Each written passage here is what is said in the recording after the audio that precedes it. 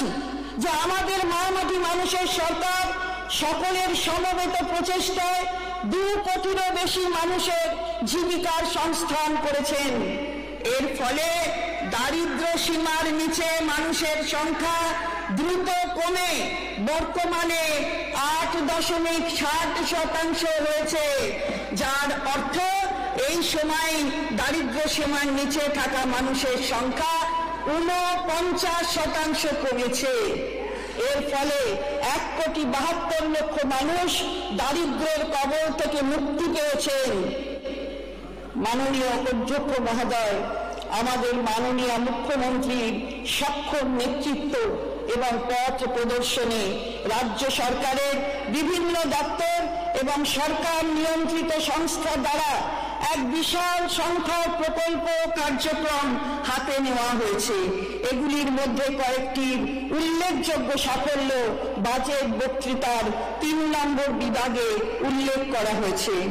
মাননীয় অধ্যক্ষ মহোদয়, আমি এবার প্রধান প্রধান দপ্তরগুলির প্রস্তাবিত বরাদ্দ পেশ করছি এবং 2 ও 3 নম্বর বিভাগ আপনার অনুমতি সাপেক্ষে পড়া হলো বলে ধরে নিচ্ছি। এখন আপনার অনুমতি নিয়ে আমি সরাসরি 4 নম্বর বিভাগ থেকে পড়া শুরু করছি, যা 112 নম্বর পাতায় আছে।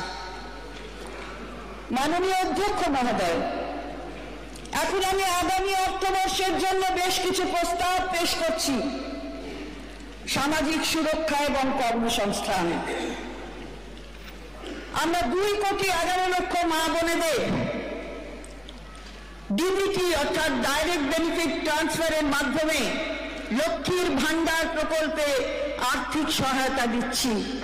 আমাদের মা বোনেদের হাত আরো শক্ত করার জন্য এই মা-মাটি মানুষ সরকার আনন্দের সঙ্গে জানাচ্ছে যে লক্ষ্মীর ভান্ডার প্রকল্পে তফসিলি জাতি এবং জনজাতি শ্রেণীর জন্য আর্থিক সহায়তা বৃদ্ধি করে মাসিক 1200 টাকা এবং অন্যান্যদের জন্য এই সহায়তা বৃদ্ধি করে মাসিক 1000 টাকা করা হবে।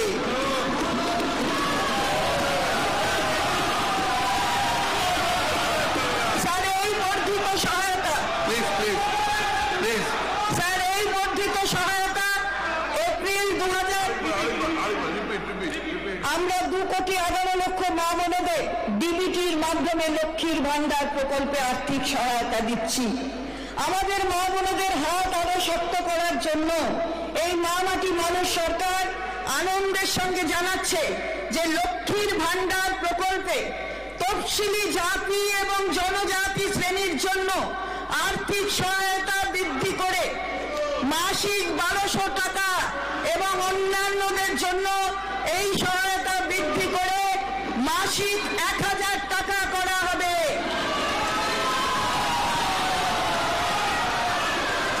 এই বর্ধিত সহায়তা এপ্রিল 2024 থেকে লাগু হবে এবং সরাসরি ব্যাংক ট্রান্সফারের মাধ্যমে প্রাপকরা মে 2024 মাসের শুরু থেকেই পাবেন।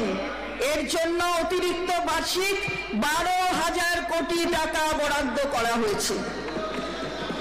60 বছর বয়স অতিক্রম করলে লক্ষ্মীর ভান্ডারের প্রাপকেরা সোজাসুজি বার্ধক্য ভাতার আওতায় চলে আসবেন এবং একই আর্থিক সহায়তা পেতে থাকবেন।